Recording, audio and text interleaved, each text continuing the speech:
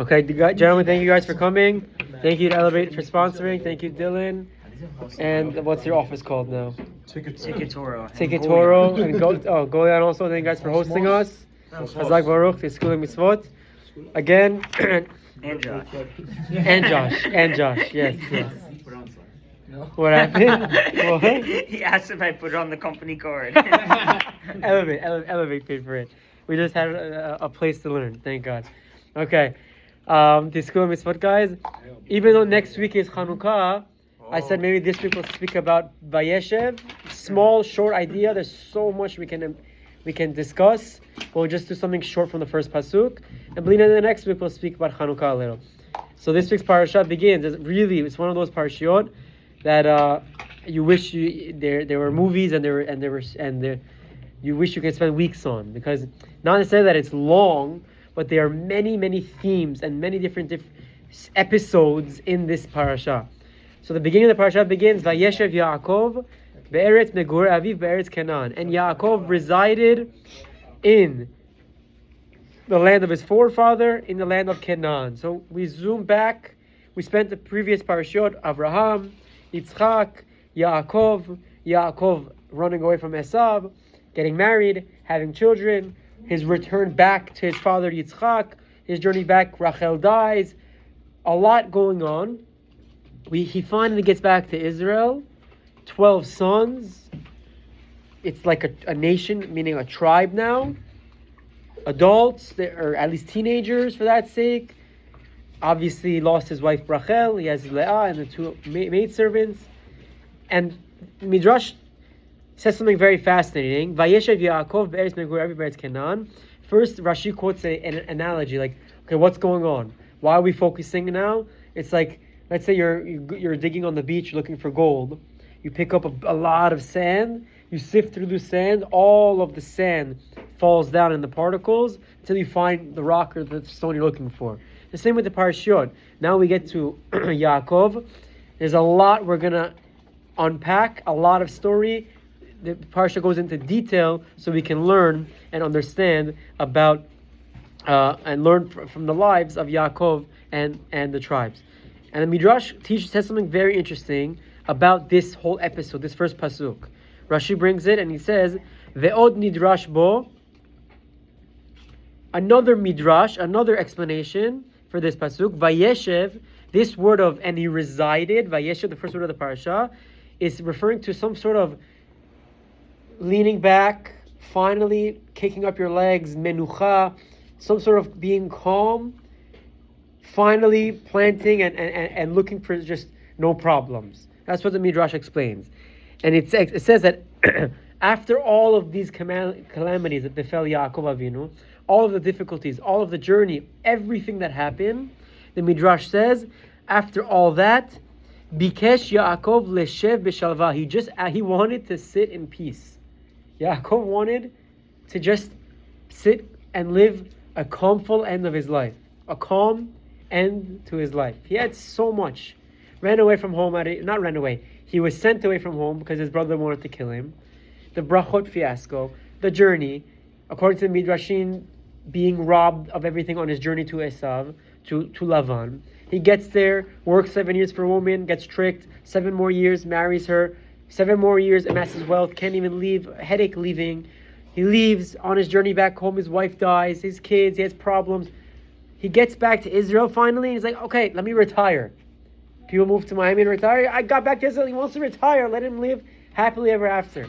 And that's when his story really starts. And then what does the Midrash say? Then, Rashi quotes Midrash, Kafatz alav rugzo shel Yosef. Then, this episode of Yosef jumps onto him and takes over his life. What's the episode? So we read it in the next parasha. Yosef has a dream. We'll speak about dreams all the time. We can talk about that later if you have questions. Then after the dream, according to the Midrash, according to Rashi, the brothers sell Yosef down to Egypt. According to the Rashbam and other commentaries, that it was just other merchants that found him in the pit and sold him as a slave. Whatever it is, Yosef is sold down as a slave, but Yaakov, his father, thinks he was killed. They show him a torn up, bloodied shirt, and they view that, they assume that he was murdered. He was slaughtered by an animal. He was beaten into bits by an animal. So he wanted to just calm, and then this calamity, this story with Yosef comes up. And the Midrash says something very powerful. Why? Because when the tzaddikim mevakshim l'shev b'shalva, when the righteous people say, okay, it's time to retire, let me kick up my feet and live comfortably and not do anything about work. How are you? Thank you. Amar HaKadosh Baruch Hu, Hashem says, or rather, an analogy for Hashem, obviously, Lo dayan la tzaddikim mashim mitukan lahem. It's not enough for the righteous people what's left for them in the world to come. It's not enough for the good tzaddikim, all of the reward they're going to have in the Olam Haba. La'olam Haba. Ela shem mavakshim l'shev b'shava b'olam hazeh. It's sort of like the mekatreg, the Yetzer Hara, the evil inclination, says this comment like, I don't understand, this guy has such a good life ahead for him in the next world. He wants to live, kick back and retire now, says the Yetzer Hara, and the Midrash quotes it about Yaakov, and when he decided to quote-unquote retire, he was faced with this episode that takes up practically the rest of the book of Bereshit, with Yosef, who's sold down to Egypt as a slave. He thinks he's dead, and then the whole story of the famine and everything that's about to come up in the next 4 or 5 parashiot. So the Midrash says something fascinating and also very, very interesting. The Midrash says that because Yaakov wanted to live with and rest simply, this calamity, all of these problems with Yosef aroused. So my question is something very simple. I don't understand. That Yaakov Avinu doesn't warrant the right to retire, quote unquote.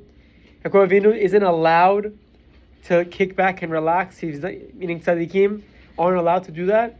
What's the Midrash trying to teach us? What's the idea here behind the Midrash that we have to take to our personal lives?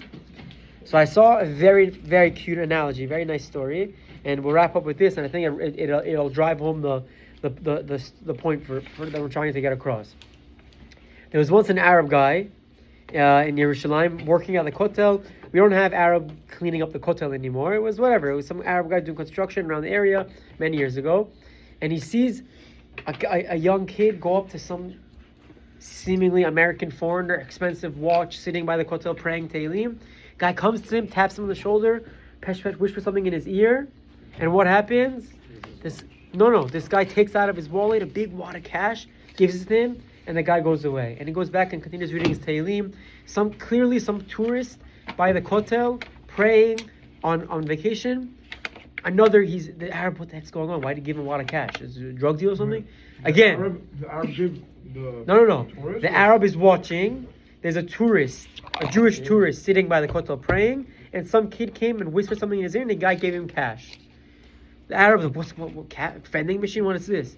Again, the Jewish guy continues to pray. Number 2, another random guy comes, whispers in his ear, looks up, gives him more. He takes out money out of his pocket, $20 bill, crisp. $20 is going crazy. Walks away. The guy goes back to learning. This Arab is freaking out. Finds the 2 kids, goes up to them and goes, I don't understand. What did you tell this Lahavdil Santa Claus that he gave you $20 bill, both of you? I want the money. So the first guy goes, I'm the descendant of the Ben Ish Chai. Ben Ish Chai was a very big rabbi from Baghdad. I'm the descendant of the Ben Ish Chai. Unfortunately, our family is extremely poor. We have no money. My dad got ill young, God forbid. My mother is raising the 3 or 4 other kids. I asked the guy if he can help me just put food on the table for Shabbat. So he looked up, of course, and he gave me some money for Shabbat meal. Wow, okay. The descendant of the Ben Ish Chai. Good. And he found the second kid. What about you? What did you say? And he said, I recently converted to Judaism. I have no family. My family disowned me. I told this individual that I'm a convert. I have no money. I'm trying to get up on my 2 feet. I just finished my conversion process in Israel. Can you help me out? And he looked up. He loved me. Gave me a $20 bill. The Arab was like, wow, for Ben Ish Chai's grandson and a convert, $20. The Arab thinks to himself, I'm going to go tell this guy, let me combine the 2 and get $40. So the Arab goes up to the guy and says, sorry, sir. And looks up, yeah? I'm the grandson of the Ben Ish Chai and I'm a convert. can you please help me out? I need some money. Why is it so funny? Because the Ben Ish Chai is the biggest rabbi. None of his descendants need to convert. And a convert obviously doesn't make sense. This guy looks up and you can imagine what the rich guy did to this Arab. But why does this guy not understand? This guy doesn't comprehend the fact that converts and the Ben Ish Chai have nothing to do with each other. Horrible thing to try to fake and be. That I'm the grandson of this big rabbi and I'm a convert. It has nothing to do. You're talking Spanish. It's apples and oranges right here. It's not even the same wavelength. The idea with this story is something that I saw about this midrash that applies to our lives as well. Very powerful idea that yes, we live in this world. This world and Olam Haba are like converts and the descendants of the Ben Ish Chai. Meaning, this world, the Mishnah Pirkei Avot tells us that we're here, we're in this world. We plant, we invest, we sow, meaning we plant seeds today, and we reap benefit tomorrow. What's that an analogy for? For the next world. We do mitzvot, we learn Torah, we do chesed, we give charity, we refine our character, we work to improve ourselves. All of these things are mitzvot. We overcome any negative association we might have, if it's lazy, if it's bad addictions, if it's speaking in a negative way. Part of maturing, we're no longer in high school anymore, we're not kids, people don't view us as babies anymore. Part of the process of getting older is improving in these ways. Maturity, how you speak, how you conduct yourselves, giving more tzedakah, thinking bigger, not thinking just about yourself, thinking about more other people. These are things that help us get married also, God willing. And the idea is, this world, Olam Hazeh, and the next world, although it's a bridge, it's not more than that. Meaning, we can't now, the Midrash is highlighting that it's not a sin, God forbid, to make a lot of money and enjoy that money. No one is ever going to get upset at anyone here for getting very well off and using that money that they have on leisure for themselves. As long as they're giving tzedakah and doing righteous things, by all means, you have the extra money, do what you want with it. But the Midrash is highlighting and reminding us that Yaakov Avinu, he made it in life. He was rich, he wanted to retire, he had a lot of sorrows, he wanted to bikesh lashet b'shalavah, he wanted to sit in peace. And then we have 4 more parashiyot of headaches and hardships and 20 years of him thinking his son is dead, Yosef. The idea is, it's okay in moderation. But as Jews, we're always working and we're always remembering our eyes on the bigger prize.